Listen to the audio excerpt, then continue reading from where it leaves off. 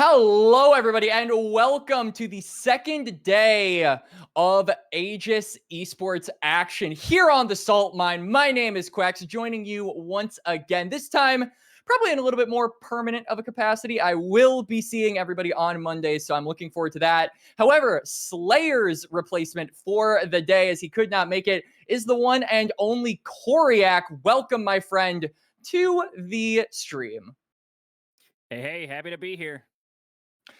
And today, the teams that we have going on, this is a bout for either going to the second or third place match for the winner, and then the loser being relegated to that fourth seed. Both of these teams being the top of their bracket means that nobody is getting eliminated. So in terms of stakes, we haven't hit that super severe point quite yet, Chonccs. I think both of these teams have been, have a little bit of a safety net around them, but still would be remiss if we didn't talk about the journey of these basically 1.5, I would say, NACL teams. Papa's Chonccs obviously repping 3 of the 5 Winthrop University members.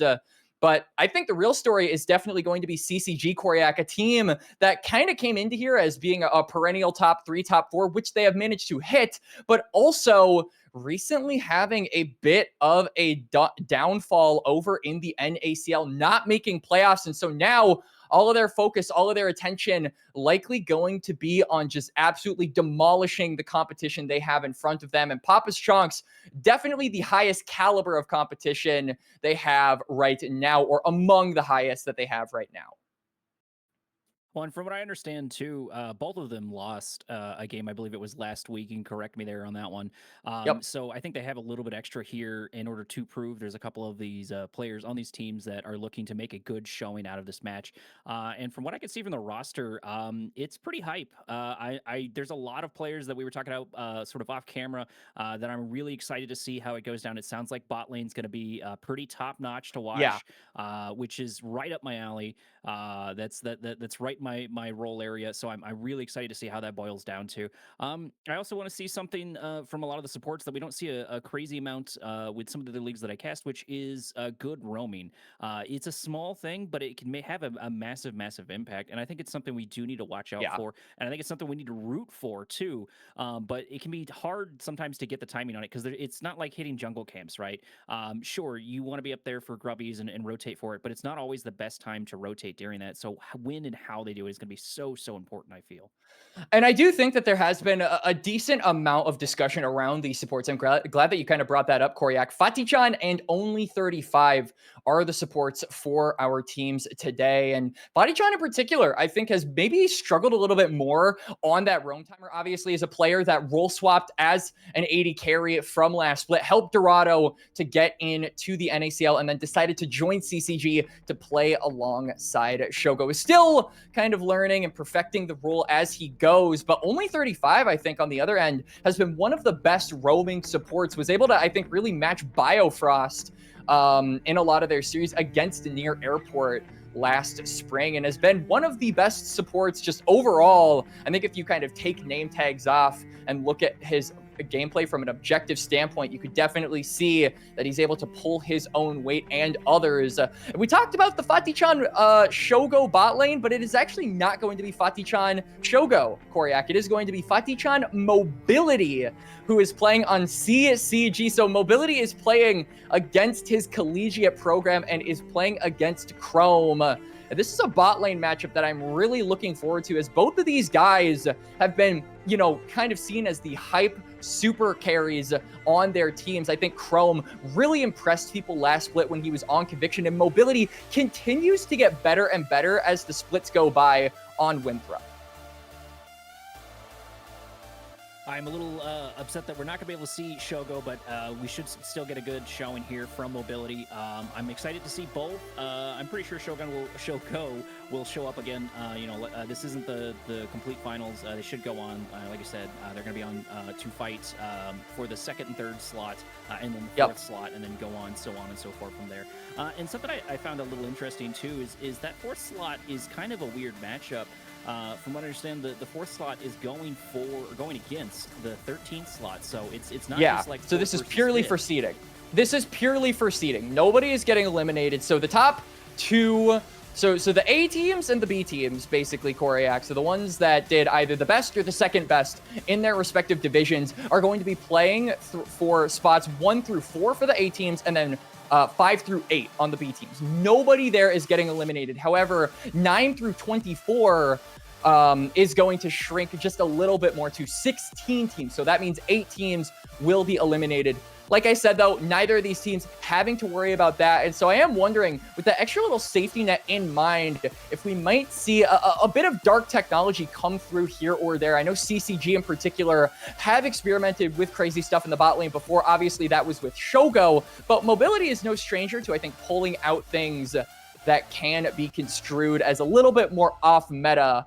Obviously Shogo had things like the Yasuo in the bot lane that took game off of Luminosity. Definitely, I think, the highlight for CCG in that NACL season.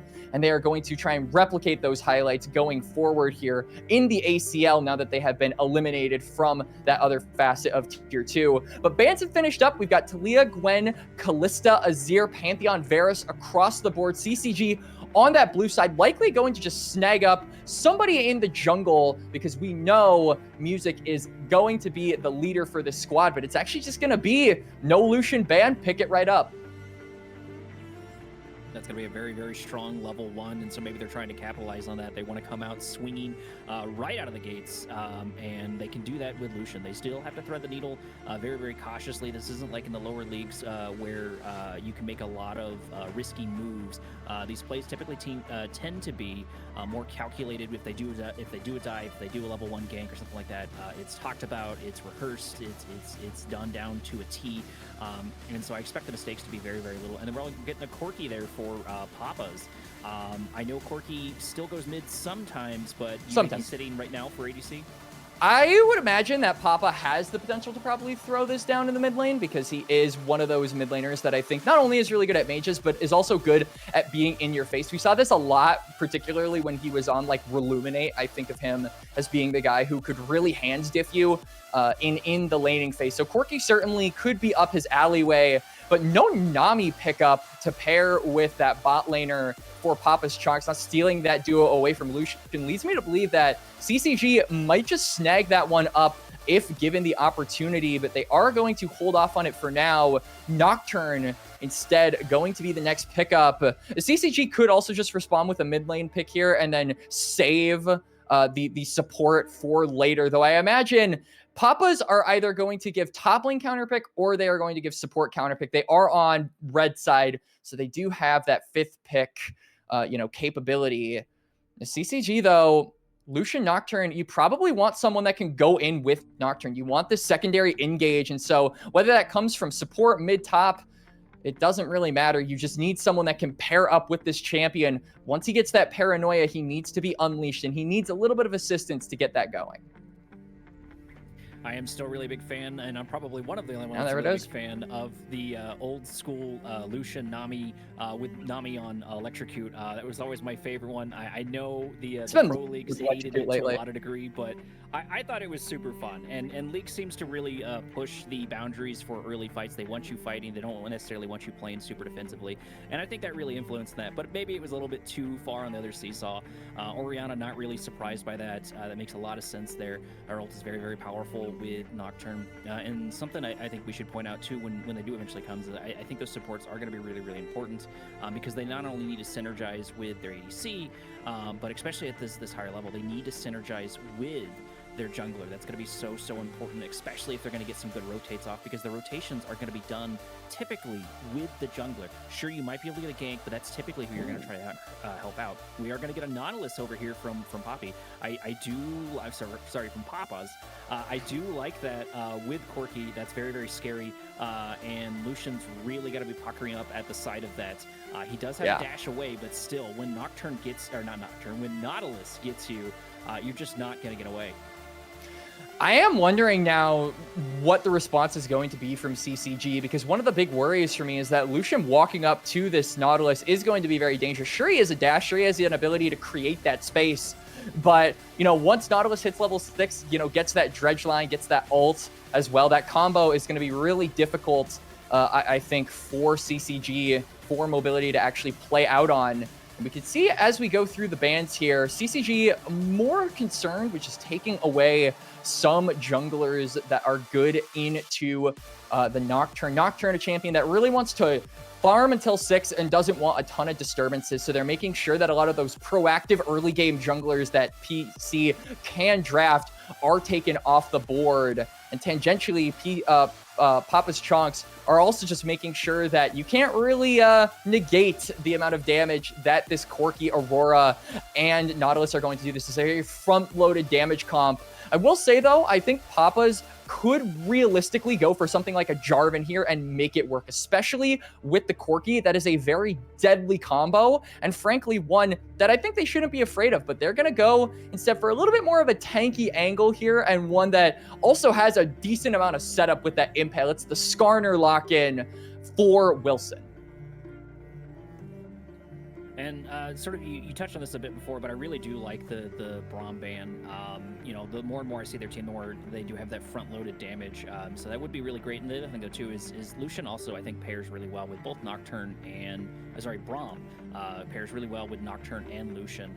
I think it's a very, very solid combo. Less so with York. I think they're a little bit awkward with York, but I do think it was something to worry about. It's going to be Rakan, actually. Okay. Yeah. No, this is good. I think Nami makes you a little too squishy. It also, like we said, you need that secondary engage with the Nocturne. Sure, you have the Shockwave to pair on up with it, but I don't really consider that to necessarily be a secondary engage. You physically need another body joining you as Nocturne. And so I do like that Fatichan recognizes that, decides to go for the Rakan. Is also a really good source of disengage on this bot side, especially because of how mobile they are. That quickness could do a lot in just trying to buy space for mobility on the bot side. It does not, that says Shoko, but it is actually mobility. Frankly, though, the big thing that I'm looking at now with that Ahri being locked in, it is actually going to be the Aurora top. So Denethor is deciding to slam this one right away. We've seen a bit of a resurgence come from this pick here, Koryak, as it has been a good counter into a lot of the melee-centric top laners that have sort of dominated the Rift, and is one that really prevents them from, I think, walking up too far without getting chunked, because we know that Aurora is a champion with that front-loaded damage, is that could trade really well into you, and especially with that grasp, it is constant. So I'm hearing from production that we are ready to go into game, so let's go for game number 1 between Papa's Chonccs and CCG here in the ACL, Koryak. Round 1 starting. Round 1 already heating up. Are we going to get an invade, or are we just going to get basic 5 stars on? I'm always a big fan of the early fast starts, even if it ends in disaster for the other team. But I think I'm always happy to see the action starting off sooner rather than later. And sort of double back on the Aurora. I've seen Aurora at this level just absolutely destroy teams. I know the focus is going to be on the bot lane for sure, but I really like this Aurora. I haven't seen her go top 2 too much, so this will be a bit of a surprise for me. I'm excited to see how it boils down to, and I'm excited to see how that boils down into York. That's a little bit of a weird matchup for me, not one that I expected. Nautilus going in, pressuring Deluge outside of that. I think Nautilus and Corki do win this early on, depending on the angle, and it looks like everybody has spotted, the junglers has spotted everyone else, so we got 3 top and 2 bottom so far. The positioning is continuing. Corki, Nautilus going around. Nautilus looking for this first stun. He's going to grab the stun here on Rakan. Rakan's got to worry about it going into the Lucian. Lucian's got to worry about the damage as well. Corki looks like he's dying just as quickly, just as fast, down to about 10%. Getting so close. They can go away. First blood actually going to Lucian. Nautilus flashing forward, going to get a kill, but it doesn't matter because the first blood's already done, and it's only supports left on this side. Rakan trying to bully the Nautilus, trying to pull him into the tower, but Nautilus is not going to have it. Going to continue his little 1v1 here, hitting him with a gigantic anchor, and also pushing the wave back a little bit into tower as well on his side. Yeah, so this is going to mean that a pushback will come from CCG. That wave is likely going to start pushing for them, but still a major trade win there for CCG's bot lane, as it was actually mobility that got that kill. So more gold into the coffers of the ADC for this blue side squad. Now, I think the onus really is on Crawl to create that space. Again, you really want to try and leverage the fact that this ADC does not have a ton of range. They are going to hit level 2 first. Grabbing a pretty good hook here on Rakan. Getting super close for Khan. Out of resources, popping his last little pot. He's really got to thread this needle now. So it is going to be a push there for Papas. In the meantime, they did not let the wave state deter them from pushing on in. It's a lot of pushing lanes here on the side of Papa's Chonccs. As you can see, Denethor on that Aurora as well is really putting the hurt onto Crimson, leveraging, utilizing that Electrocute Keystone to win out on a lot of these trades. I am really interested to know, though, why we saw Wilson decide to path up to the top lane, knowing full well that he will have that prio and will have the ability, or won't have really the ability to impact this lane too much as Crawl.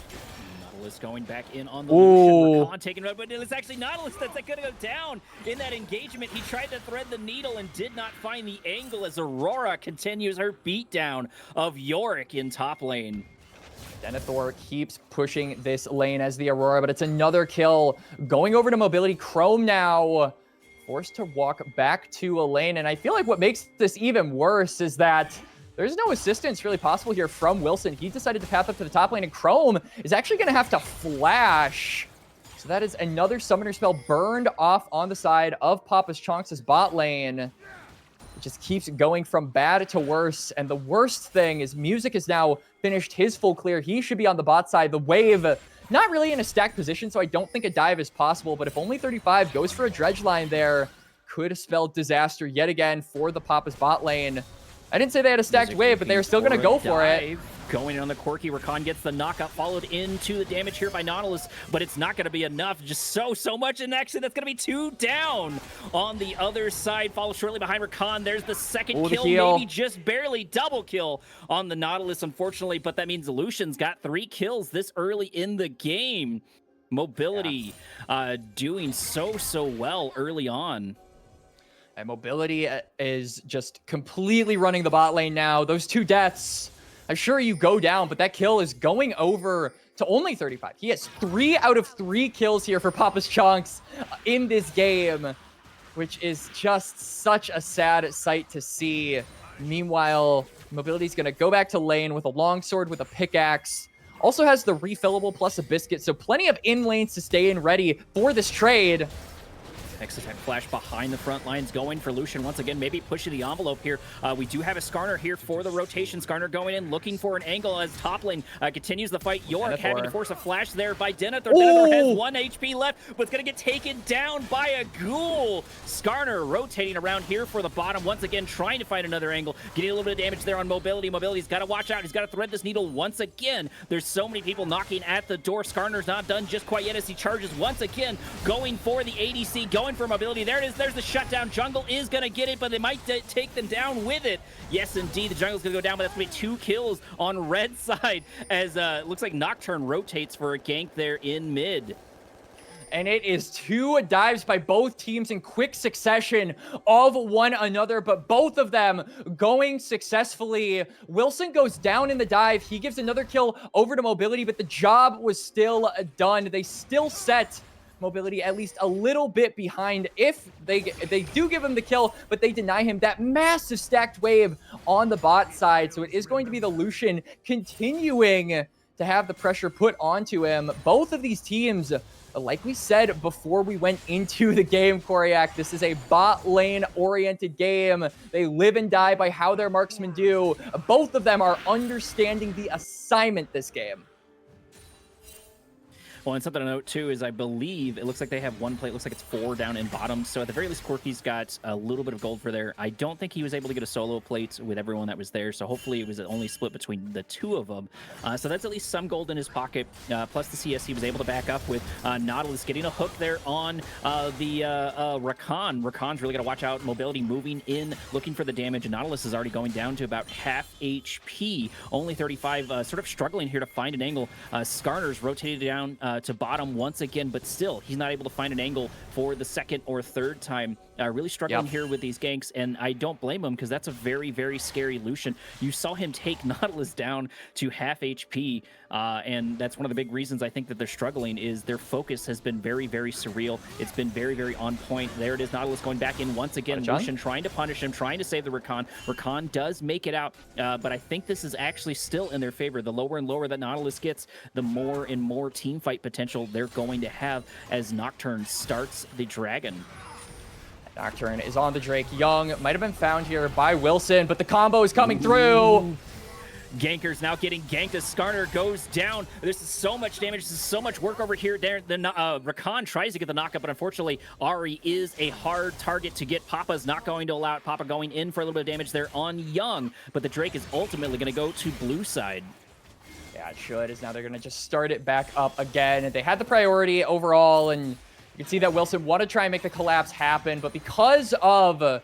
you were talking about it. Wilson has been so focused on making sure that this bot lane is in a comfortable, healthy position that he has really forsaken a lot of his own CS. And because of that, a lot of gold has been given over to Music, as now Music has to exfiltrate out of there. Young might be in a little bit of trouble as well, has to flash. So it's Summoner's Burned off of the CCG mid laner, and space given over to Papa's Chonccs in that mid lane almost certainly means Wilson should be able to transition over to that top side and at the very least trade those objectives. Grubs are probably going to be on the board for PC. I mean, Grubs are so powerful here with a lot of their the pushing potential and giving them a little edge there with that.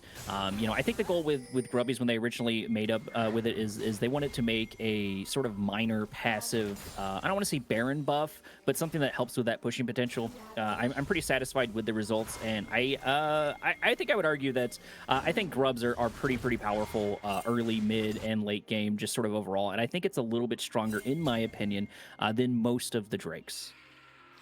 Yeah, I think that Grubs especially, you know, even if you don't have a team comp that benefits greatly from having that extra damage onto the turrets, it is good to at the very least deny it away from comps that could benefit from it a little bit more, especially CCG's comp has that Lucian with the double hit passive and then also has the Yorick, right? I think by taking those Grubs, you significantly reduce the threat level of Crimson when he is able to side lane on this pick and just allowing you to be more in tune with the team fighting, which is exactly what CCG want. This is a comp that wants to 5v5, wants to fight you as a team, it does not want to have to deal with side laners. Is now Young.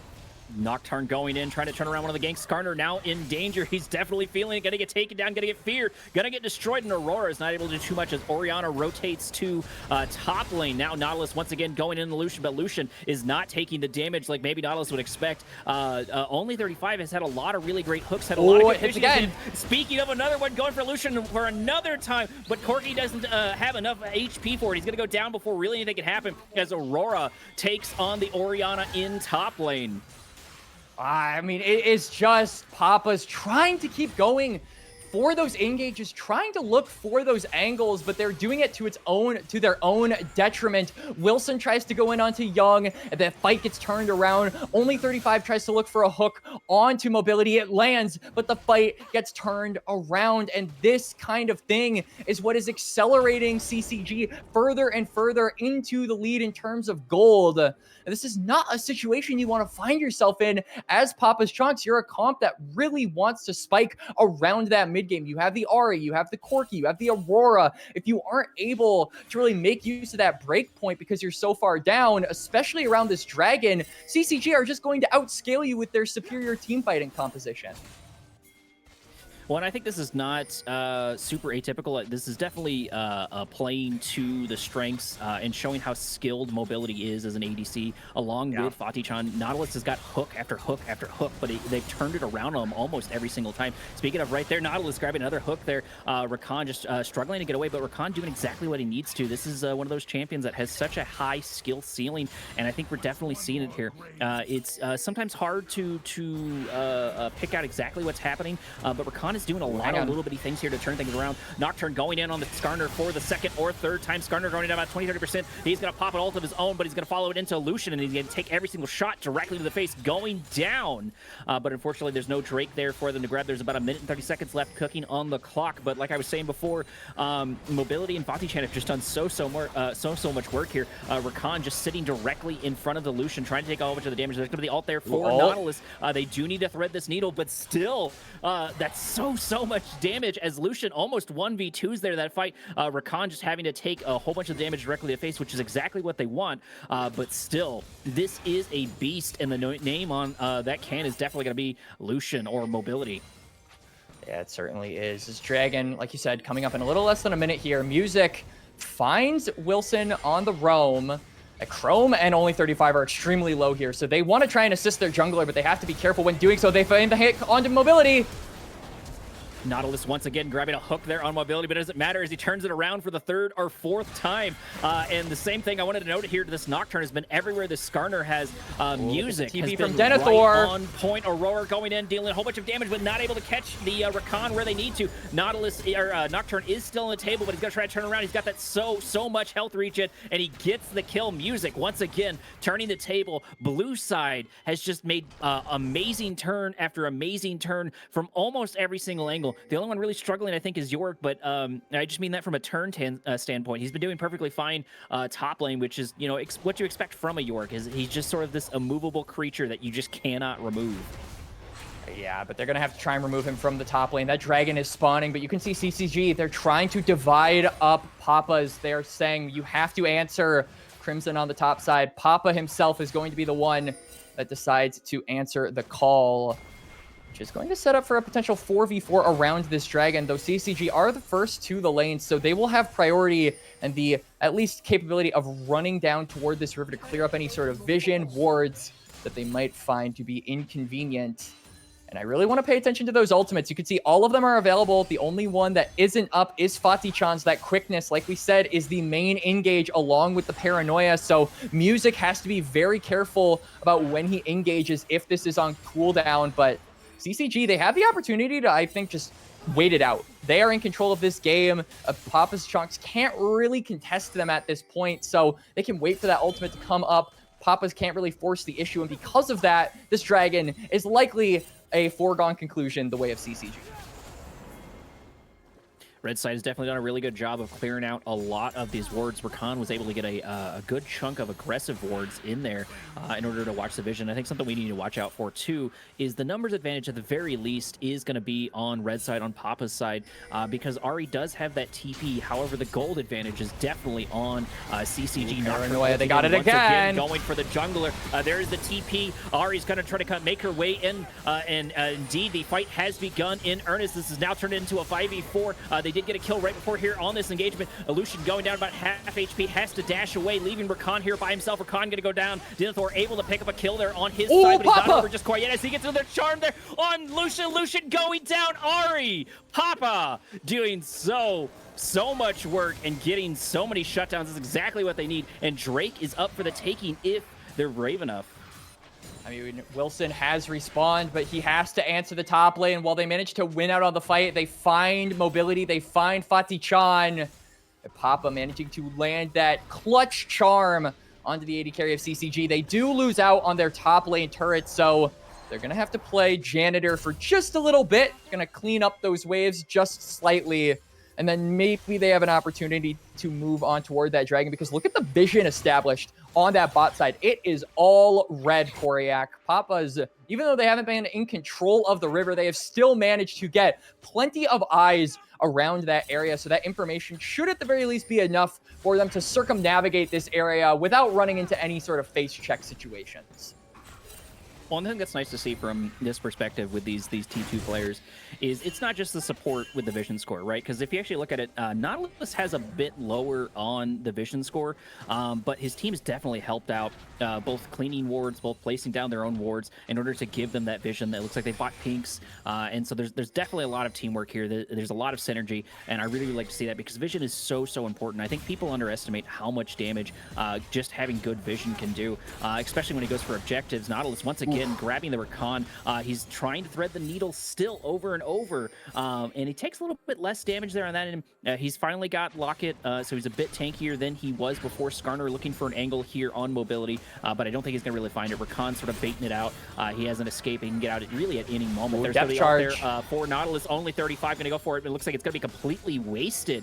They're not going to have that going forward, and Drake is still on the table as York starts pushing there on bottom Crimson. Absolutely everywhere when it comes to the macro.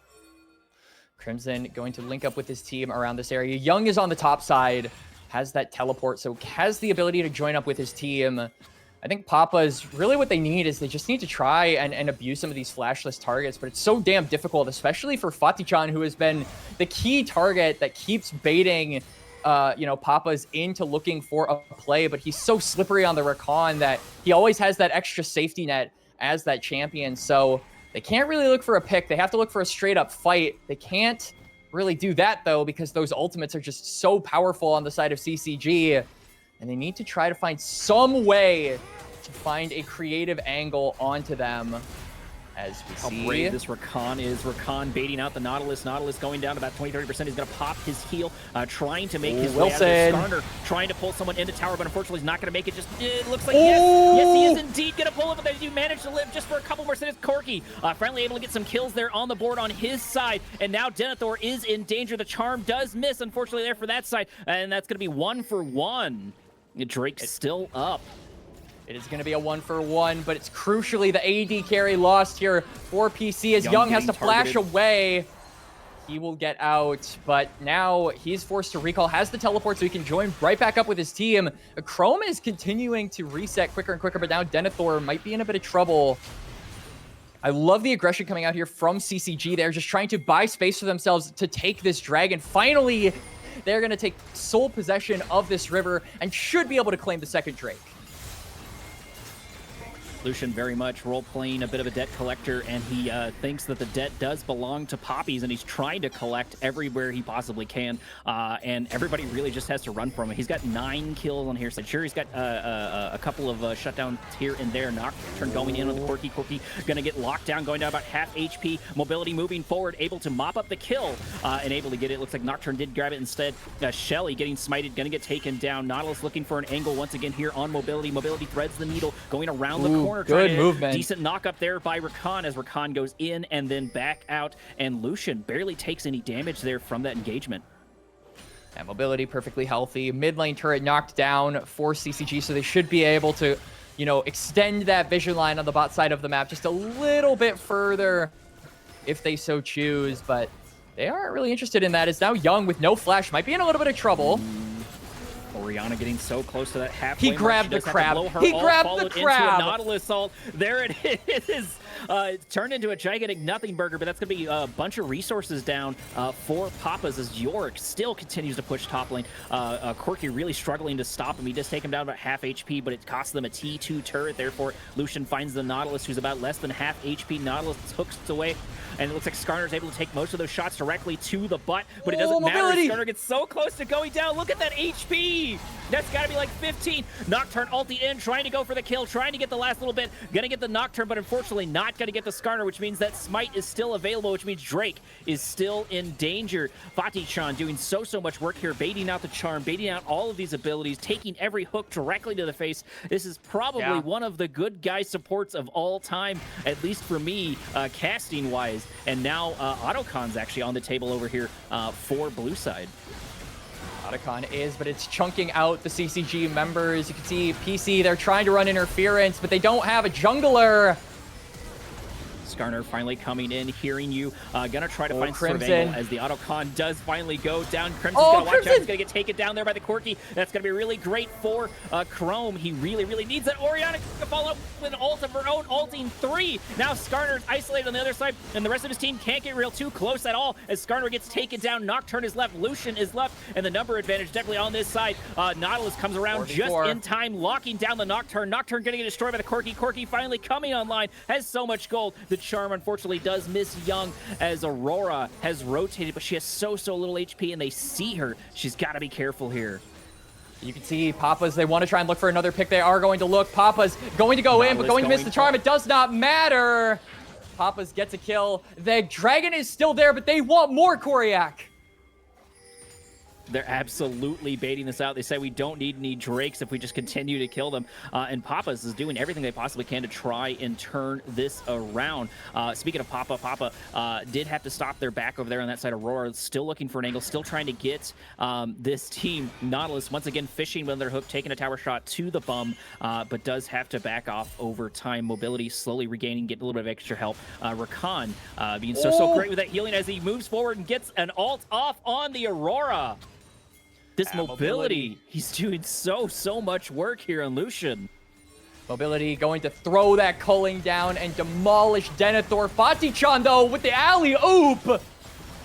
There's going to be the ult there for Nocturne as he does get locked down, does get taken down, and Nocturne going for the Skarner. Once again, he seems to favor the Skarner. Skarner going down about half HP. Rakan trying to thread the needle, trying to keep him alive, getting a little bit healing here and there, and trying to bait the team with his low HP and everything else he can as Crimson does rotate. Once again, trying to go for that T2, and maybe one day they're going to grab this Drake. They're picking onto it. I think finally 22.5 minutes in, they are going to go for that bot side objective that they have been fighting over the entire game. Papa's not going to get anything in return. You could see that Papa wanted to try and threaten that top lane tier 1 tower, but Young will respond with TP of his own.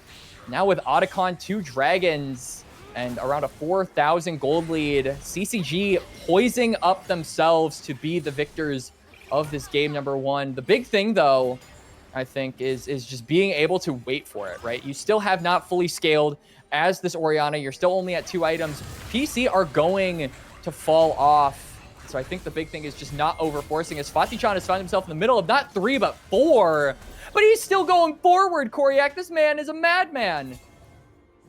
Fatih-chan does not care whatsoever. He is an extremely, extremely brave Rakan. I don't know if you were watching there, but he just narrowly missed a Nautilus ult. He had the mental capacities in order to just avoid that, just sidestepped it, and it looked so clean. And he still has a lot of escapability left in him. He's trying to stop the backs. He's just being an absolute pest, getting in this Nautilus faces, going for the wards, clearing out the vision, and there's almost nothing they can do to stop it because they don't know where Lucian is most of the time. He was sitting around there in the background. He finally did rotate there to mid, but that was one of their biggest threats they have to worry about, and they know that Fatih-chan has got out of precarious situation after precarious situation. He's only got 4 deaths, and I want to say he's taken like 32 hooks or something crazy to the face. Yeah. He has been the guy leading the charge for sure, setting up music, setting up mobility, allowing for these big shockwaves by Young to hit. Papa's, it feels like the current predicament they find themselves in is largely due to just overforces in the early game. You can see 6 deaths on Wilson, trying over and over to look for those plays, to be proactive on the Skarner, knowing that CCG do outscale them. He's just too late. It's now Fatih-chan. Pull him into base. Oh my god. And it's as easy as that, Koryak. Yeah, just play like that all the time. Everyone, why doesn't everybody play Rakan like that every single time? Aurora still getting bullied over here, having to stop their back multiple times. And I did want to make a note real quick on Skarner. Most of Skarner deaths have been due to Nocturne. Not necessarily Nocturne getting the kill, but because of Nocturne. Nocturne has blown so many ults there on Skarner, locking down his lane opponent, and I think that's had a pretty good effect. Skarner does not have a crazy amount of stacks for 25 minutes on top of his item there, and still Rakan trying to bait this out, trying to absorb so many of these shots as the blue does go to the other side. And Fatih-chan's not done just yet. He's just going to continue to stay in everybody's face all the time and not care. He's just absolutely BMing these players. Skarner does indeed finally going over it. Has he finally overstepped his boundary? Yes, he finally has. He gets taken down. Rakan maybe feeling a little bit too full himself, but Lucian over here in the background might be able to turn that mistake into a win as everybody absolutely gets melted. There's going to be a double kill there for Lucian. Now Skarner should turn it into the triple kill. Is he going to turn it into a quad? Is he going to turn it into a penta? There's the quadra. Is he going to get the penta? Mobility wants it. Mobility wants it. Flash forward. Going to go for Poppy. Is he going to be able to get it? No! Just barely not able to grab it, but that's still a quadra kill for Mobility. Mobility absolutely running circles on the Papa's Chonccs, saying, you know, I'm your AD carry for the program. No Mobility, no win, as now the Baron will be the focus. And it is going to be uncontested. It will burn and wither away, as will Papa's Chonccs' chances at this game 1 victory. Now a 9,000 gold lead being sported by CCG. Mobility 16, 4, and 3 on the Lucian. Holy crap. They got almost 5K just from that last fight, because previously the goal difference was about 4K, give or take. Yep. And they just got so so much for that. Now the next Drake is cooking up.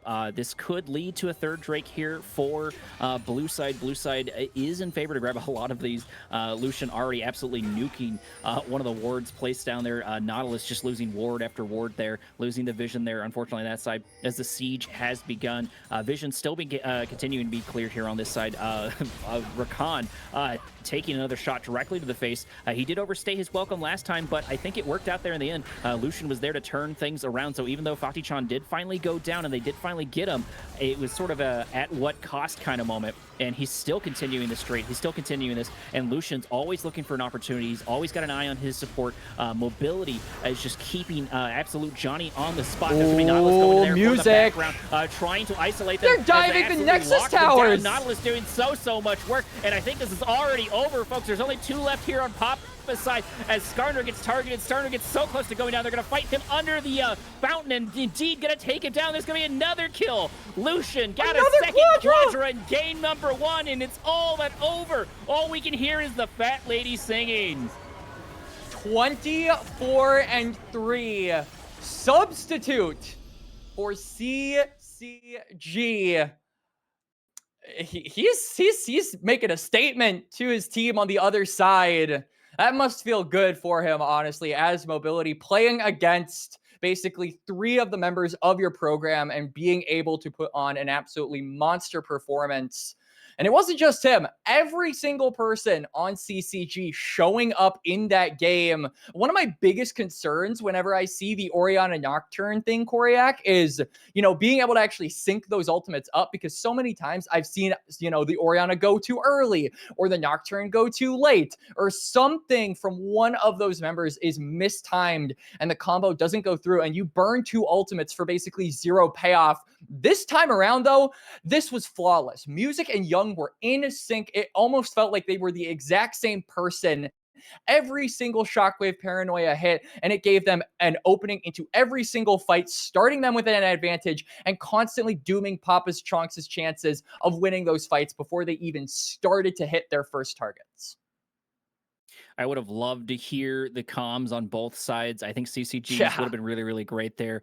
Just listening to all of it, getting really excited. I think as soon as Lucian hit about 9 kills, they were probably feeling it. They were probably feeling the hype there on their side. And then it just continued to snowball from there. Although Papa's, I think, did put in a very, very valiant effort there. There were a lot of chances where they had to turn around, but it's just like, I know I've said it a million times, but it just came down to threading that needle over and over and over. I think the synergy for CCG was just so good. Like you were just talking about the Nocturne, but not only just like that, every single moving part played its role. Like we didn't see a crazy amount from Yorick, but what Yorick was doing in the background the entire time, Yeah, he was constantly absorbing the macroing, pressure. constantly. Yeah, constantly pushing the waves, making them respond to him. So even though he's not the most fed, he's keeping that pressure. Lucian's got the kills, Yorick's got the macro, and Fatih-chan's got the bravery. I would say something else, but I'm not sure if this is a PC stream. But he's definitely in the face of everybody all the time, and I don't think there was a single hook that did not end in his favor.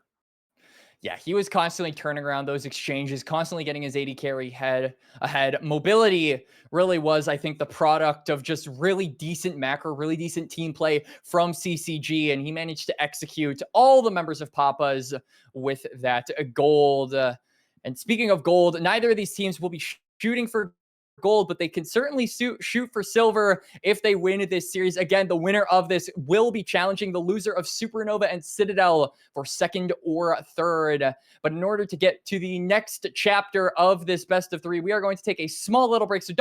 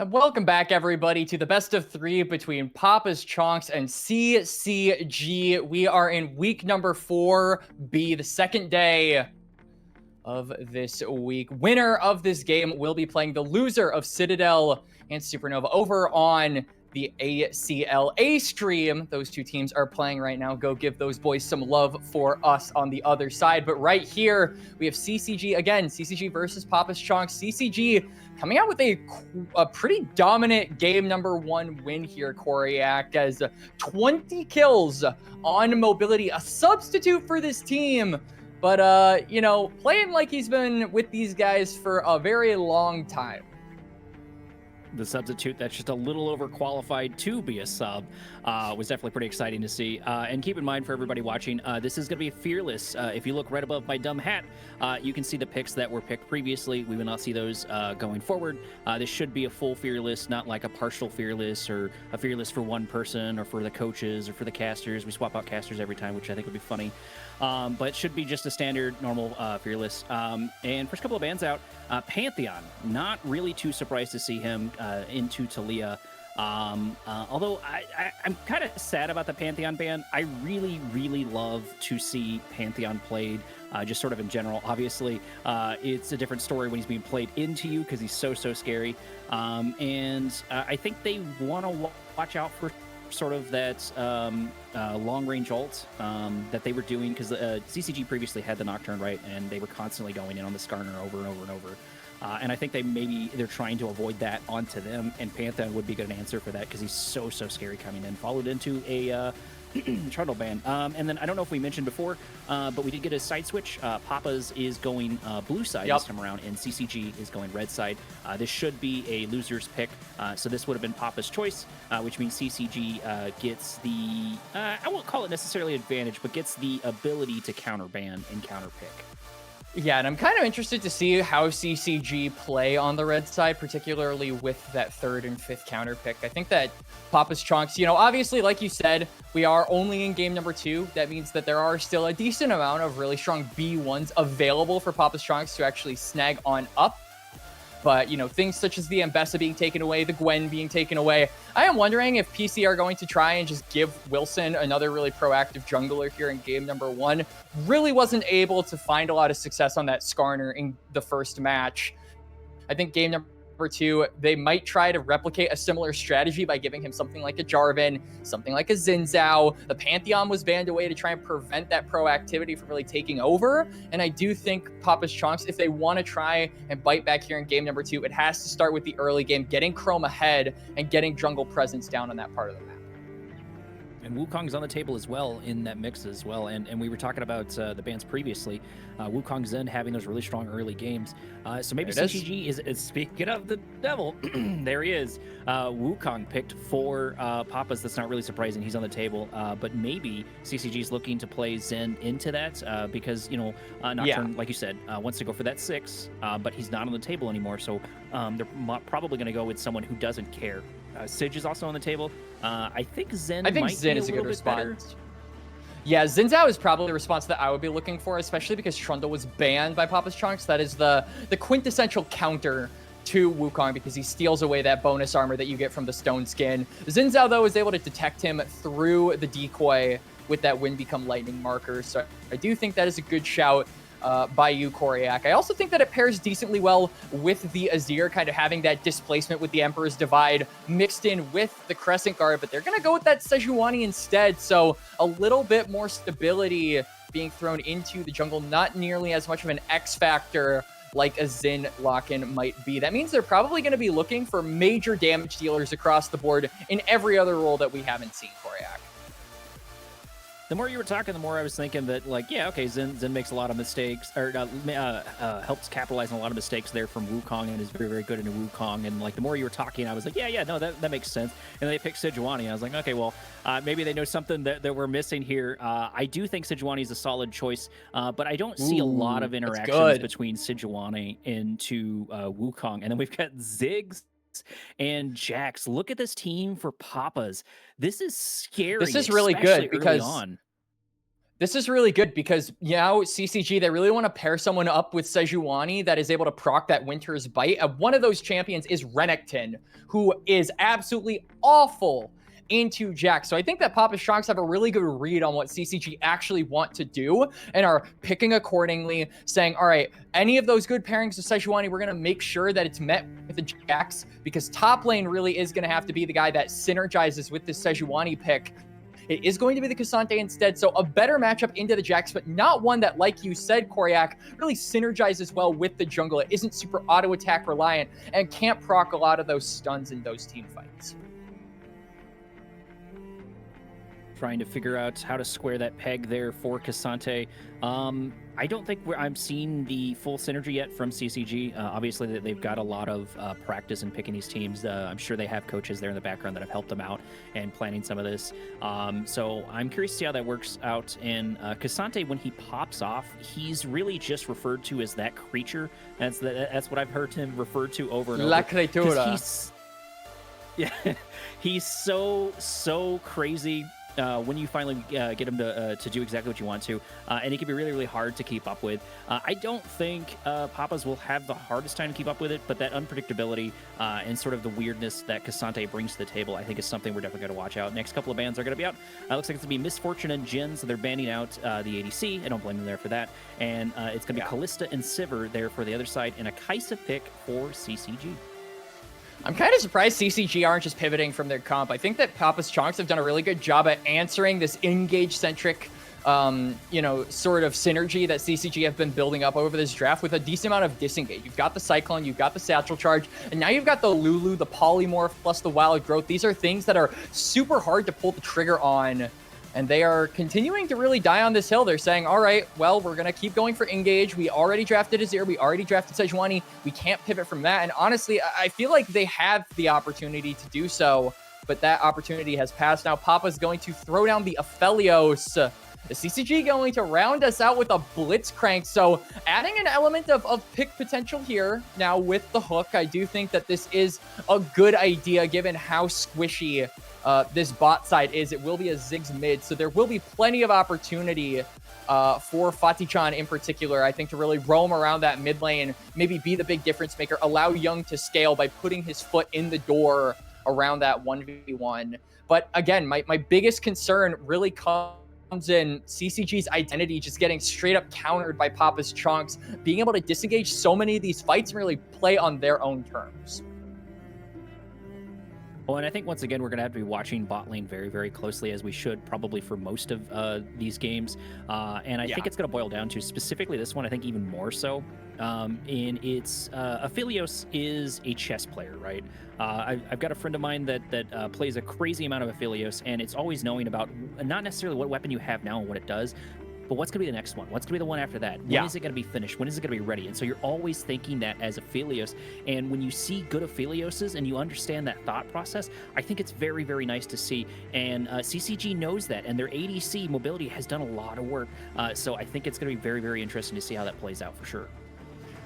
Yeah, but the big, red rule of Aphelios is red-white, don't fight. But speaking of fighting, we are going to go underway to the playground that sees a lot of it. Summoner's Rift here. Game number 2 between CCG and Papa's Chonccs. One more win from CCG, and they will lock themselves in to playing next week and having the opportunity to snag either a 2nd or 3rd seed going into those playoffs, which are coming up. Yep. Blitzcrank. They don't have a lot of CC level 1, though. Is going to be real. They don't see him just quite yet. Blitzcrank coming in.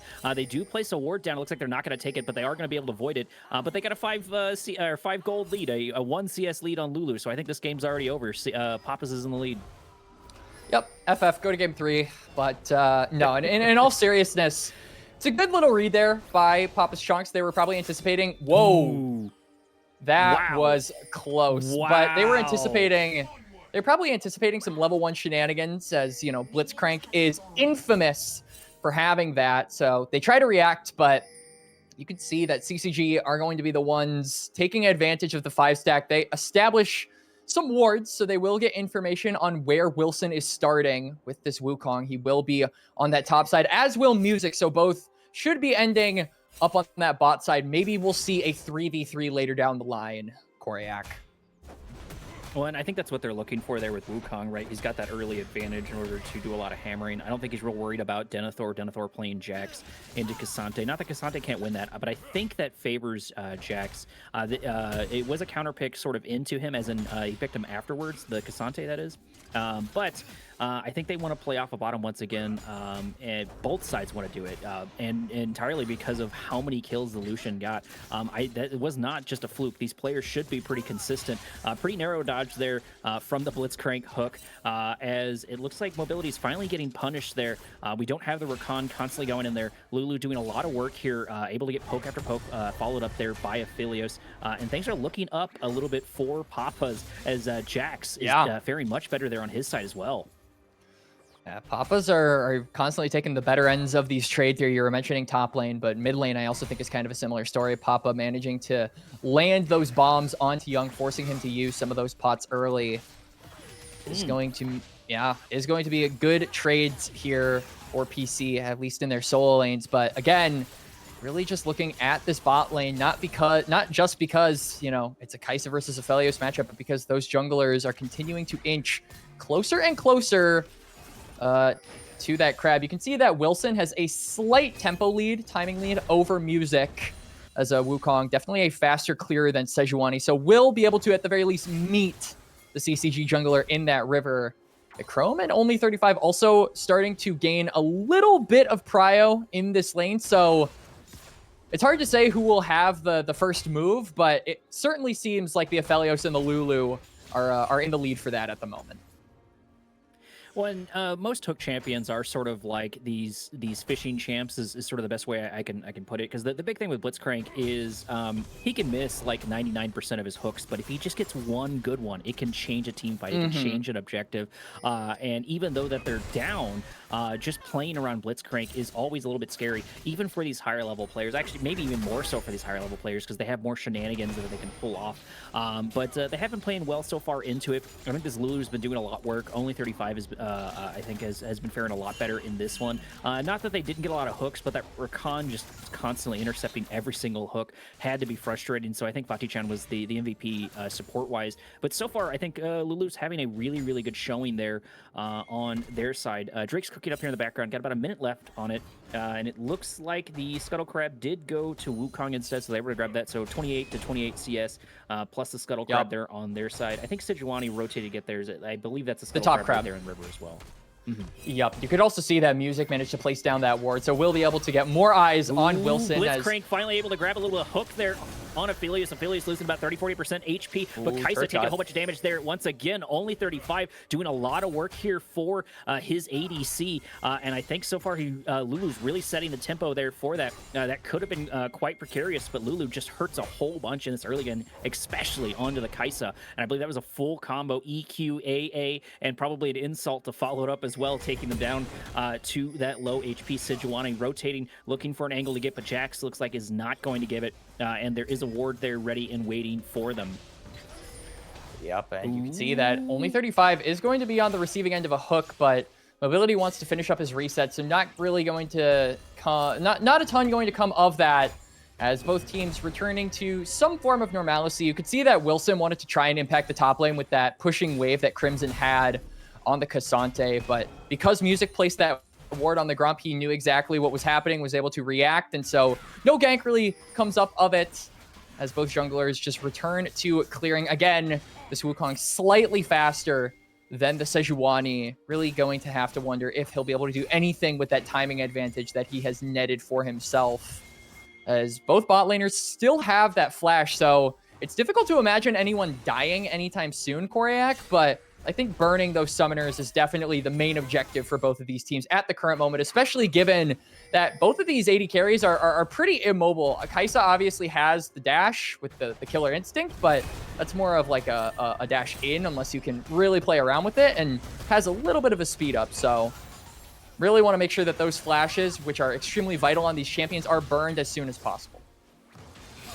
Wukong using his clones to good effect there, blocking the shot there from Mobility. And I think bot lane and just sort of early game in general is really going to boil down to this Lulu. Is going to boil down to this Wukong, as there's the flash forward there by Blitzcrank. Aphelios coming in to deal some much needed damage. Blitzcrank going down about half HP. He's pretty low on mana as well, and they're continuing the engagement, continue going for it. Oh, they can't get him. Might actually Music! Sejuani coming in, trying to go for the clone, but the clone, of course, is exactly as it says on the tin, and it's not really going to net them too much. Jax trading really well into Cassante in the top lane, doing really, really great there on that end. And once again, I think this, is definitely going to boil down to this Lulu. Only 35 doing a lot.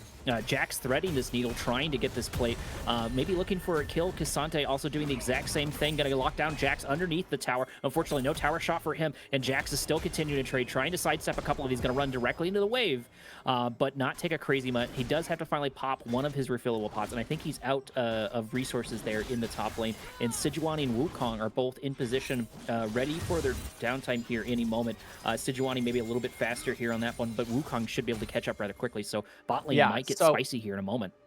Yeah, and it's really difficult, I think, for Papa Chonccs to actually, chase down some of these CCG members. They have, a modicum of CC. They really don't have a ton of lockdown, and they have to try and make the most of it. Or rather, Papa Chonccs also really not rocking a lot of lockdown, as Music is going over the wall, ready to go.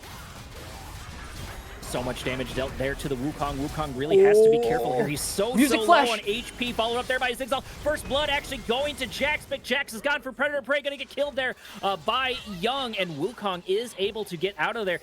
Lulu continuing to be a pest there in bottom lane, bullying this Kai'Sa, but that's going to be really great there on their side. No Void Grubbies for either side, though. Both junglers are going. Jax did get taken out there in that engagement, but he was able to get a kill on his end, and now Azir has to reset in order to get that small advantage on Papa. Yeah, so Young managing to get another kill. I really like the hook there from Fatichan, literally saying in Scorpion's voice, get over here. Get over here, as soon as Denethor manages to throw down that Q over the wall, secure that kill for himself. So it is a 1-for-1 trade, but CCG likely going to be the victors here. As you can see, that Music is first onto the Grubs. Fatichan is also moving, so numbers advantage should favor CCG. Denethor is going to have to drop the wave to assist his jungler, as that Grub did go the way of Music, so they just need one more and they can get credit for it.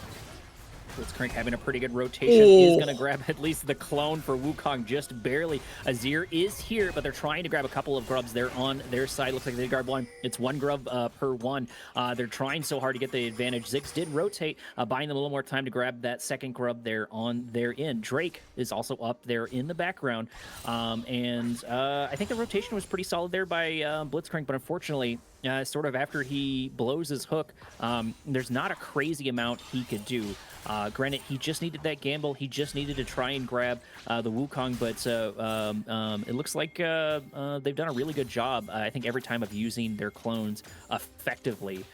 Blocking Kai'Sa shots, blocking the Blitzcrank shot, sort of having that, I don't want to say free escape, but that free get out of jail free card against Blitzcrank. Absolutely is. He manages to use that to great effect. Now we've got a bit of a swap here. Denethor is going aggressive, though.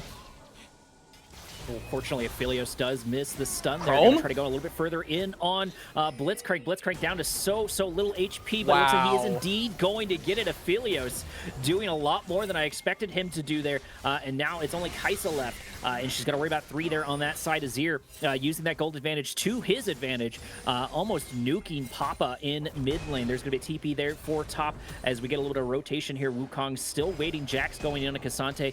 Top lane has gone bot, and bot lane has gone top lane. And mid has stayed exactly where it is. It looks like the Drake is indeed going to go to Sejuani as she finishes up there in the background. Yeah, so first objective going over to CCG. They managed to get one tiny little grub, but they don't get the credit for that. Still, though, a lot of damage coming through from Chrome, who now has that collector. So early power spike coming out here from the Aphelios, just gradually trying to accumulate that gold so he can be that late game threat that we all know and love, parentheses, hate. For the time being, though, no objective really going to come up for a long time. So I imagine that both of these teams are probably going to be rather cordial with one another. Probably not going to see a ton of action here and there, as this really is just a game of who is able to scale harder. We have the Azir, we have the Ziggs, we have the Jacks. There are a lot of late game pieces on this board. It's Papa. Ooh, flash forward there by Blitzcrank and flash backwards there for Ziggs. Ziggs now has 1 less escapability, and that's going to be pretty hard into Azir. Azir already has a little bit of advantage, and now he's got the advantage of that ability. Lulu does rotate, but she's a little bit behind the Blitzcrank. Lulu's done really well in lane, but Blitzcrank has definitely had the better rotation there in Blitzcrank, sitting there in the top lane looking for Aphelios, looking for someone to grab. Looks like he's going to ping it, looking for some sort of angle. Sejuani does have an opportunity to go over the wall and try and grab the Aphelios, and Blitzcrank is looking for that angle. I think he did miss it there as they rotate around into the other 2 players. No, he actually has to use it. He grabs Wukong. Wukong going down to about half HP, popping Cyclone along with his clone, able to just barely get out, but Azir's not going to allow it to happen. There's going to be the ult there on Lulu as they knock down both of them, and both go down. Kai'Sa getting at least 1 kill on that. Feats of Warfare going to them. Azir, I think, grabbing that last kill there on that end, but now Azir's got to worry about the Ziggs. Ziggs does indeed get a kill, trying to round things out for Papa. Yeah, so it is going to be a 2-for-1 in favor of CCG. They managed to get another kill onto Young. Papa, though, managing to pick one up for himself. Now uses the Disaster Shark to get away. Now Denethor might be in a little bit of trouble. Crimson is going in. Flash burn from Denethor. Oh, no. It looks like he is going to indeed going to go down to Cassante. That monster has struck again. Things are looking a little bit more up for Papa's, but CCG are not going to make it easy. They now have 1 kill and a couple of objectives. It looks like it's 2 Void Grubs for PC, 1 for CCG, and 1 Drake. So they're pretty close in objectives. It looks like just 1 up so far on the other side's in. And now Aphelios is getting some much needed plates as Wukong rotates for the 3rd time to top lane. Azir doing the exact same thing, trying to help out Mobility. Mobility not having the early advantage like they did with Lucian. Struggling a little bit there on that end, but Blitzcrank has done a lot of rotation, which I'm always really excited to see. I think Fatih-chan's rotations have been super great. Speaking of, here he comes rotating for like the 3rd or 4th time, looking for Aphelios. Even if he grabs the Lulu, that wouldn't be the worst thing to grab, but it looks like so far Aphelios has no fear, walking forward, looking for the sidestep. Looks like Lulu is going to get grabbed, going to get absolutely melted. Look at the health disappear. Yup, and that's the power of the rocket grab. Fatih-chan does pick that one up, so the gold not exactly where you want to see it. It's now Young Azir is advancing onto Papa. Yep, and it's not going to be able to, really come. Nothing's really going to be able to come of that, as Young doesn't have the flash, doesn't really have the damage to finish off the Ziggs, despite Papa not having that flash available.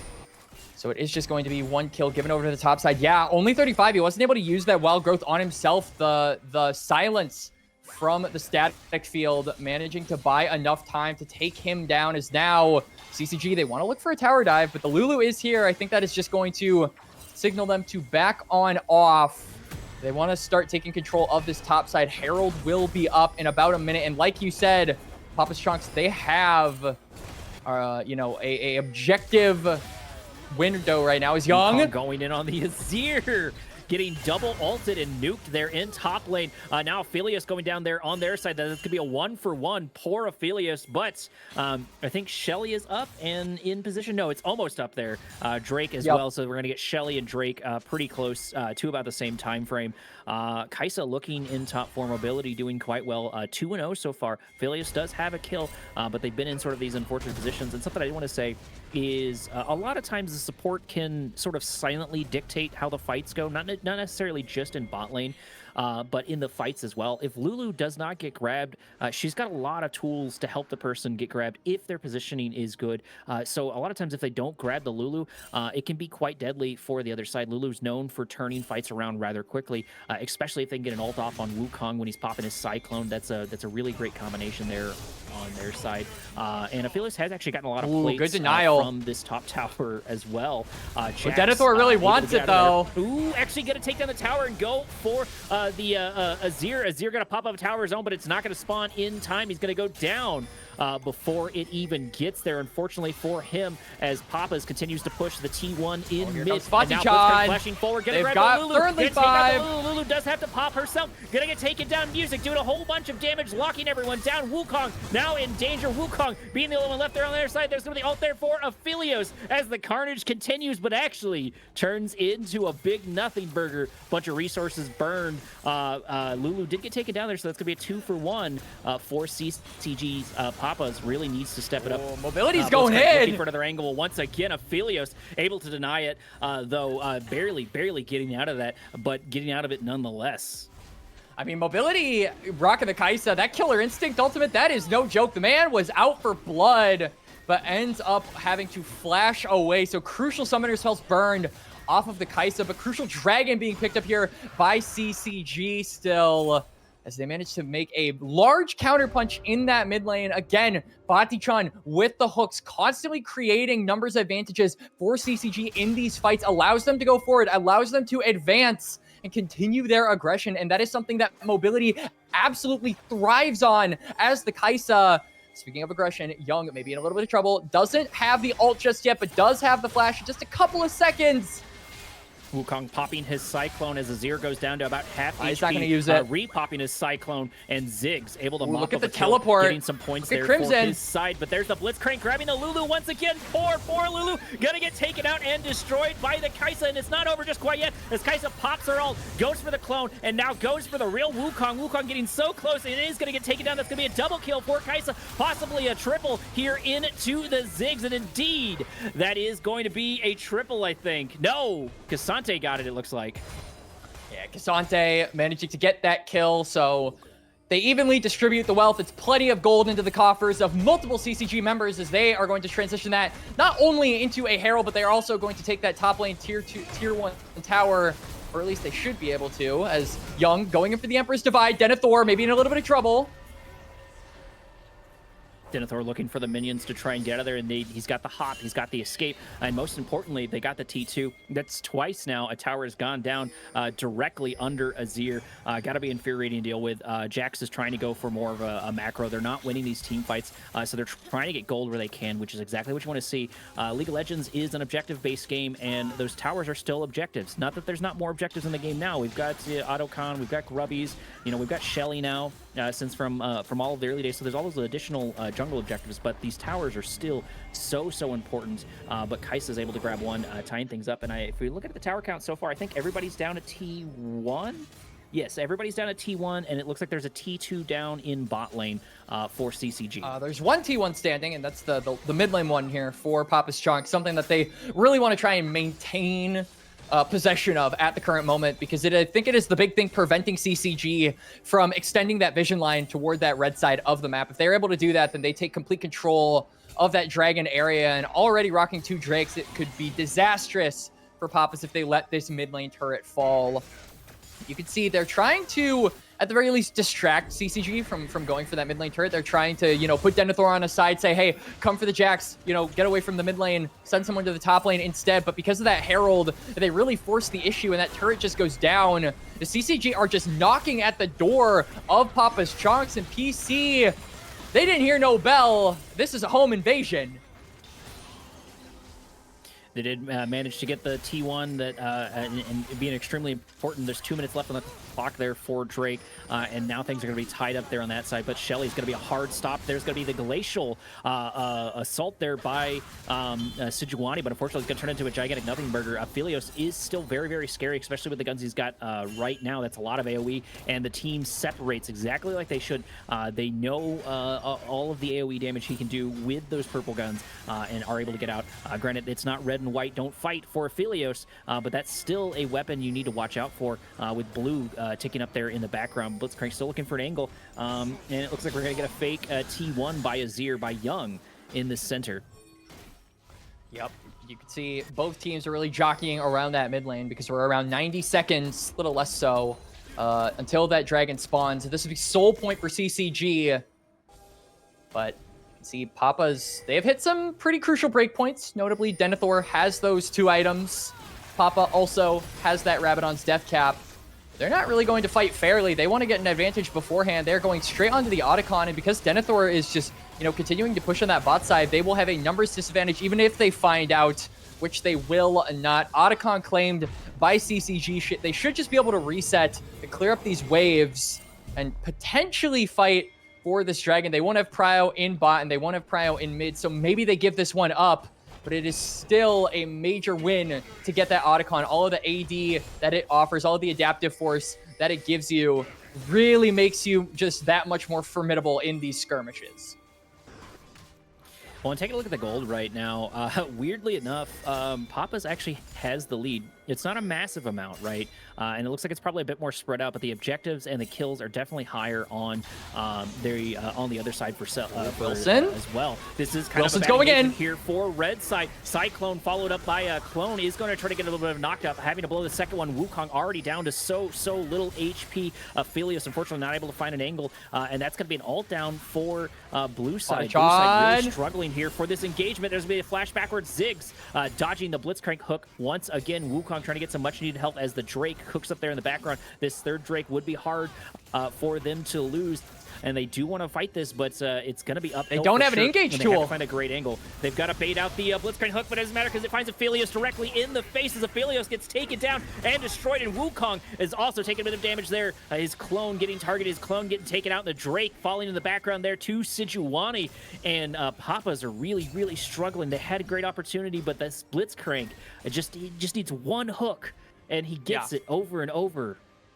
And it's so damn difficult for PC to actually fight those, right? Because as soon as you lose the Cyclone, you lose your main source of engage. Really, it would be on someone like Denethor to go in, but even then, it's so difficult for the Jax to actually sustain all of this damage, all this disengage that comes out from Fatichan, from Young. You have the Emperor's Divide, you have the Silence, you have so many tools to be able to exfiltrate one of the main engage tools from PC, and they don't have a lot of those options, so losing that Cyclone, absolutely detrimental, means that they can't really enter the river, and they get punished for trying. Now, it's soul point for CCG, and Papa's Chonccs, they have to try and fight something in the next 4 minutes. Blitzcrank actually getting caught out. Lulu using her ult to get a little knock-up to buy her team time. Blitzcrank going down about half HP, and it's all but over. He does get taken out. That's the first time he's been in a bad enough position for the team to capitalize on, and that's given some much-needed gold over here to their side, and they're going to try to turn that into an all-out fight. Young needs to watch out for Cassante going in. The angle's not great for Lulu. Lulu's not in the best spot they could be. They do need to group up. They do need to pick this fight, and they need to plan it rather carefully. They do have the numbers advantage, but Ziggs is still lagging there in the background. Things Music whiffs. They're looking for an angle. Music's on the flank. Sejuani trying to cut off the escape, and it looks like it is just going to be enough there. Jack's going to get targeted, losing so much HP. Azir also getting targeted there by Ziggs.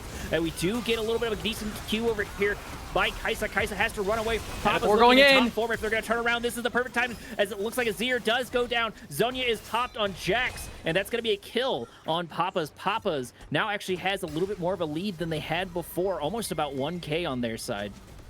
Yeah, but that is slowly but surely starting to mean less and less as the minutes tick by Koryak. Still, though, it's a messy fight from CCG all over the place. They weren't able to group up together, and Papa's Chonccs managed to find a lone bird isolated. They clip his wings, and they go back to normal. They are still in this game. Papa on the Ziggs is still 4-1. It really is all about buying that space to allow those bombs to find their targets. But CCG have just been so up in your face this entire game, so good at picking and choosing when they want to go in, that it really is difficult for the Ziggs to actually maximize its efficiency in these fights, especially now because Papa doesn't have Flash. It's so difficult to maneuver around these exchanges, especially with Baron coming up. CCG managed to find one more pick, and it'll be right onto that objective. Well, and something I think that's really important to keep in mind is Blitzcrank isn't just powerful because of his hook. Granted, his hook does grant him a lot of power, but Blitzcrank sort of forces the tempo in his team favor, right? Like you always have to respond to it. Anytime you have to make a response, that means the tempo is no longer in your favor. However, if you have a good response, the tempo can indeed be in your favor. There's going to be a flash forward there by Blitzcrank and a flash backwards there by Lulu. Lulu just barely able to dodge that, barely able to avoid that. And Jax Denethor doing so much forcing work, Baron on the other side. They're forcing Baron on the other side. Down. Yep, Crimson, it's already gone. It's already burned. About 30-40%. Look at that. Look how much HP that is. Wukong does finally go in. He gets exhausted. Whole bunch of damage. Not able to kill the Azir. Azir does finally go down to Aphelios. And this might be a great opportunity. You have Baron. It looks like Kaisa now 6-0, able to get a kill there. Turning from Predator to Prey rather quickly. Sejuani going to get targeted, but that's such a hard nut to crack. Now K'Sante is on the menu. Do they have the appetite in order to take them out? And yes, they indeed do. K'Sante going down about half HP, fighting valiantly, but it looks like he's still going to die. Yes, there's going to be a shutdown for Jax. Jax getting some much-needed gold on his side, continuing his macro campaign, trying to keep his team in the game. Yep, and you can see Denethor managed to make the difference even after the Baron has been taken. They try to find as many stragglers as they can. It ends up being 3 in favor for Papa's Chonccs, ahead of this Dragon as well. Super crucial for them to get that gold, spend it, and get back on the map so that they can fight and deny the soul from CCG. 40 seconds left on the clock for Soul. This is going to be a hard fight for Papas, but they do have a little bit of a gold advantage, surprisingly, despite everything that's happening.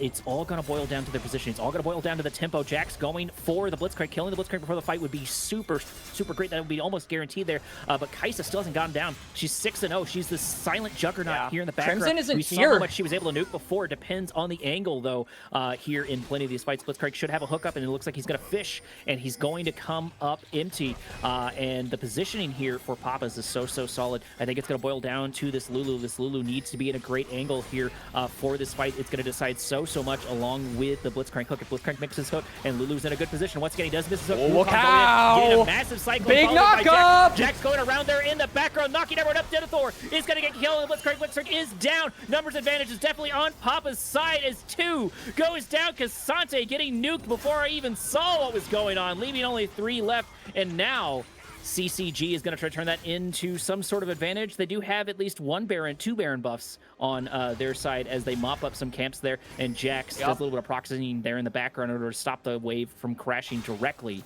into their tower. And that's going to be a soul point denial.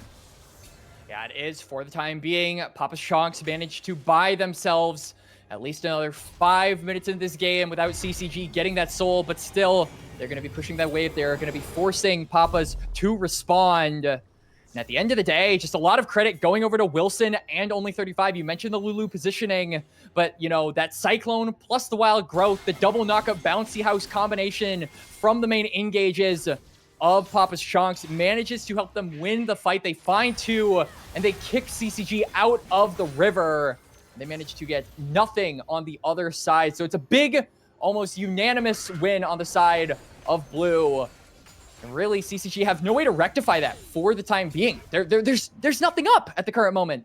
Koryak, you know, there's no Baron coming up for about another, like, 3 minutes. Dragon was just taken. Otacon is off the map. This is prime time for a comeback. If they can give more gold over to Chrome, if they can really allow this Aphelios to have his way in these fights, we could be going to game number 3. We saw the potential there. They just need to capture lightning in a bottle one more time.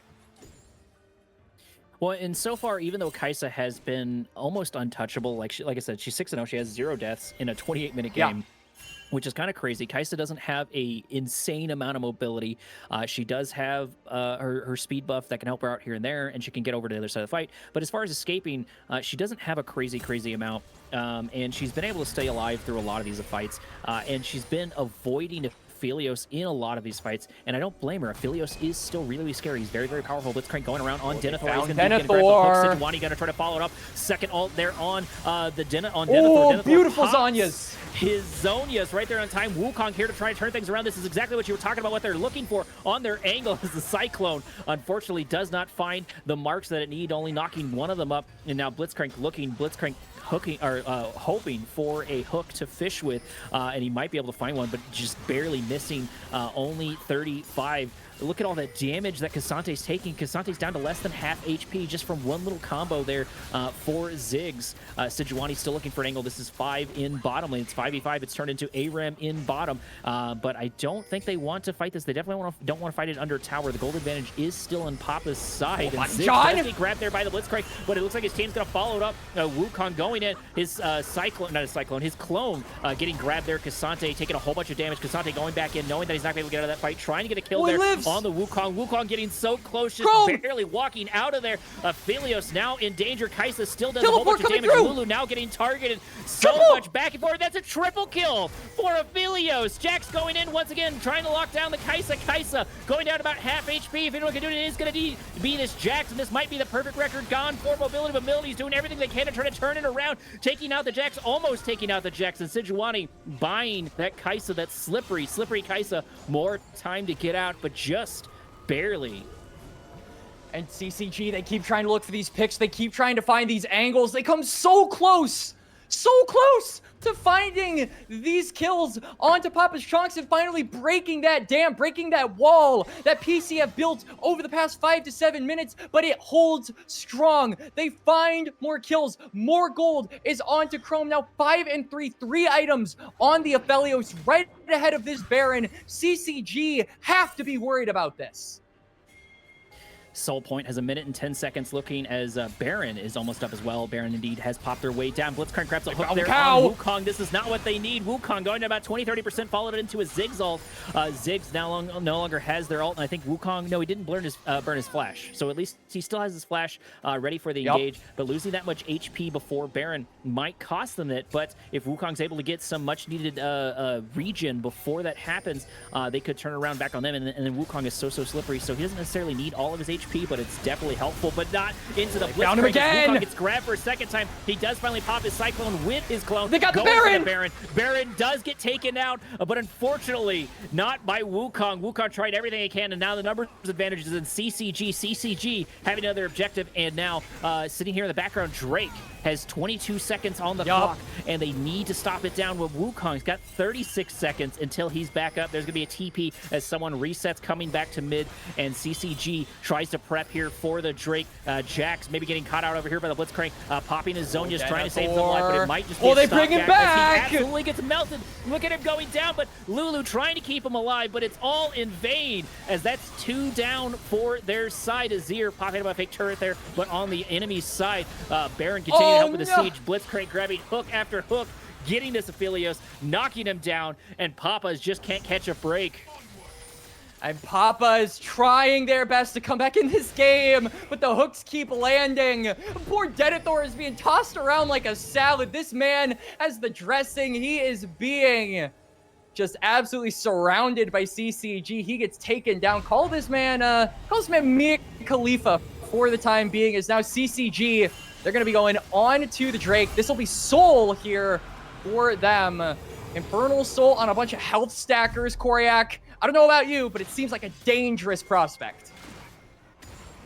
It's going to make Kaisa even harder to deal with, and they've already really struggled there. Not that I don't think Kaisa's actually been too much of the MVP. She's been very solid damage, but Blitzcrank grabbing these hooks. He grabbed Wukong twice there for that fight, and I want to say that I honestly feel that Blitzcrank has been more of the MVP for his side, able to grab good angle after good angle, able to keep good pressure, able to do all these rotations, allowing them to get a lot of these objectives, which indeed they have, which have helped them out. And finally, the score has been tied up. Despite kill-wise and objective-wise, CCG has been ahead, but they have been behind on gold. The farmer's been really good on the other side, and the macro's been really good on the other side. And now they're finally starting to suffer a little bit on their side. Papas still have an opportunity to turn this around, but losing that soul point has got to hurt. Not having Baron has got to hurt for sure. Not locking down his Kai'Sa's definitely got to hurt. You can see CCG, they are trying to siege on the bot side.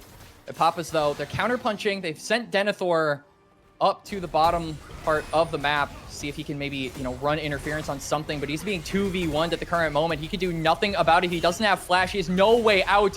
It's a numbers disadvantage for CCG, and now Papa's Chonccs, they're going to try and force a fight. Whoa, Wilson, though, is so squishy. No. Lulu just barely able to save the Wukong. Wukong going down from about 30% all the way back up to 50 HP with the Lulu, but that is going to be two ults down. That's going to be Cyclone and, of course, Lulu's ult on their side. Ziggs trying to stem the tide over here, but they've really got to worry about it. There's going to be a flash forward by Fatih-chan trying to grab someone, just barely missing Papa. Aphelios is going to pop his ult, absolutely nuking. He has red-white. Blitzcrank. This might be his opportunity. We do have red and white. This is when he wants to fight, and they're trying everything they can to make it happen. Wukong trying to lock down that Sejuani, but once again, Sejuani is such a tough nut to crack, and they're really, really struggling as Azir continues to push in the bot lane, trying to get more of those tower objectives for his team. Wukong still trying to find some sort of angle, not seeing that his targets that he wants to go for are in top lane and should be backing and resetting. K'Sante staying with his ADC because losing Kai'Sa at this stage would be devastating. Blitzcrank did go down, so things are not looking too bad for Papas, but it looks like it's 63k to 65k, so the gold advantage is now in the favor of CCG. Yeah, CCG still have a very slim, very minuscule gold advantage, but really aren't going to be able to find many ways outside of fighting to extend that gold lead at this point. Dragon not going to be up for another 3 minutes. Baron a little under 2. And I feel like if you're CCG at this point, you are really hoping that this game doesn't go 3 more minutes. You really don't want to try and fight a 50-50 around Elder. That's just literally the definition of tossing the game, throwing a coin toss, and you know, whatever it lands on, that's the team that wins. CCG have been dominating most of this game. Papas, though, have managed to bite back in some areas. I have to imagine they want to try and just look for a pick, look for something with music, look for something with Fatih-chan, land a hook onto a straggler, and get a numbers advantage that'll benefit you around this Drake. Give yourself something that prevents a 50-50. Wukong trying to bait out the hook. He's going to go on the back they interrupt him. He's going to lock down the Azir. Azir does pop his ult off, pushing the Wukong. He has pushing nothing. him into an unfortunate angle as Blitzcrank grabs him for a 3rd time. Young mopping up a kill. Now the number advantage is going to be in CCG as K'Sante rotates here to try and stop this. And Papa's doing everything they can to stop the bleeding, but they're really, really struggling. They're down more and more gold as the time ticks forward. Blitzcrank might have gone for Predator play as Aphelios is able to grab a kill, but Ziggs supplied it to him. Ziggs was the Uber Eats for Aphelios. And he is going to be eating good, at least for the time being. Chrome now closing in on full build Aphelios. This is the doomsday clock hitting 12. It's just a matter of if that'll be enough for them to go to game number 3. Baron going to be up in about 20 seconds. If Fatih-chan does have teleport, so he should be able to get right into the middle of the action, even if Papa's Chonccs, with their numbers advantage, do take control of this topside river. It won't be for very long. They will be able to fight them on even terms. That still is not good for CCG. They are the ones with the advantages. They are the ones with the pick tools. They are the ones with, frankly, inferior team fighting. They want to go into these fights with some kind of ace up their sleeve, but they have no cards worth playing other than to just fight it out. Blitzcrank coming in, grabbing another hook there on the Jax. Jax does have to pop his Chroma, just barely able to thread that needle and get out of it.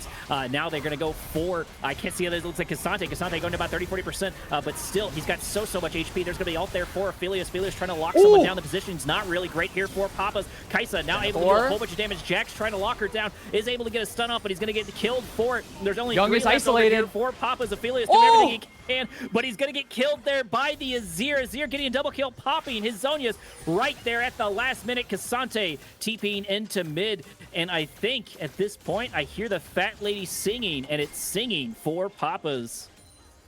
Yep, Papa's Chonccs. They've got 2 members up, Papa being one of them, only 35 being the other. Baron empowered minions marching into the mid lane. Young teleporting to assist his team. We've got around 20 seconds left on the death timers. I don't think it's going to be enough for the Papa's Chonccs. CCG, they may have been eliminated from the ACL, but you better remember their names as they are going to take revenge in the ACL. They are saying best of threes, better format, best of threes, we perform. As a 2-0 will sweep onto the Rift, the second one of the streamed series, as they will be fighting against Supernova for the second to third place seeding. And that is going to be the end of week number 4. Papa's having a pretty good showing there at the last game. We thought it was going to go into a third game, but CCG was able to hold on to their consistency, able to grab their picks left and right. They showed that we can get hooks too, but our hooks are a bit more devastating, and you don't have a Rakan to stop it. And now they have a 2-0 lead going forward, so they should be taking the second or third slot, while the loser of this takes the fourth slot going forward. Yep, so Papa's Chonccs going to be isolated to the 4th seed. So I don't believe they really have to do anything next week. I don't actually think they have any games, if I'm not mistaken, about the format, which means that they will have time to rest, recuperate, play some NACL, now that those playoffs will be starting. But still, it's a really good showing from CCG. A lot of people not super confident on this team after they finish 9th in NACL, but they are here to play. They show that that was a fluke, that best of threes are where they perform better. And frankly, I agree. I think best of threes are pretty cool, Koryak, in my opinion. I think best of threes are maybe a little bit better than best of ones, though it's totally really close, for sure. I'm always looking for the underdogs to make a return. That might be a little bit cliche, but I was looking for Papas to make a turnaround, and I think they, like I said before, they did make a really good showing there at the end. I think Lulu had a great showing. Their support had a great showing there for that fight, and I don't think Aphelios did bad. I do think they were overshadowed a whole bunch in the first game, but less so in the last game. Mobility had a really good showing there for his side into people that he's affiliated with, which is super funny. I'm assuming Yeah. there's going to be a lot of BMing in the DMs back and There's forward, gonna making fun of be his friends. I mean, the semesters start up in what, like a week or something, week and a half. So mobility is going to be throwing them around in the dorm rooms at the current moment, bragging about this for the rest of his life while they're still running on the program. Huge series for him as an individual talent. I really was impressed with him this time around. And also Fatachan. I think Fatachan has been questioned as a guy who a lot said should stay in the AD carry role with how good he was when he was on Dorado. And a lot of people were not super excited about the move simply because they thought he had so much talent in the role that he had before. But he's slowly but surely, I think, changing the minds of those people with performances like this, where he is able to constantly take the engage, turn it around, and go forward with a fight or look for those picks on the Blitzcrank. It definitely was Mobility's game, and it definitely was his payoff, but it was Fatichan's hard work and effort and setup that got his AD carry to where he was in this series. So major ups to the bot lane of CCG. But that is going to do it for me and Koryak and Ice Fire Ride on production. Thank you so much, everybody, for watching week number 4 here on the B Stream. We will be back next week with more games, more action, and more bloodshed in the ACL. So we'll see you all then. Have an amazing week.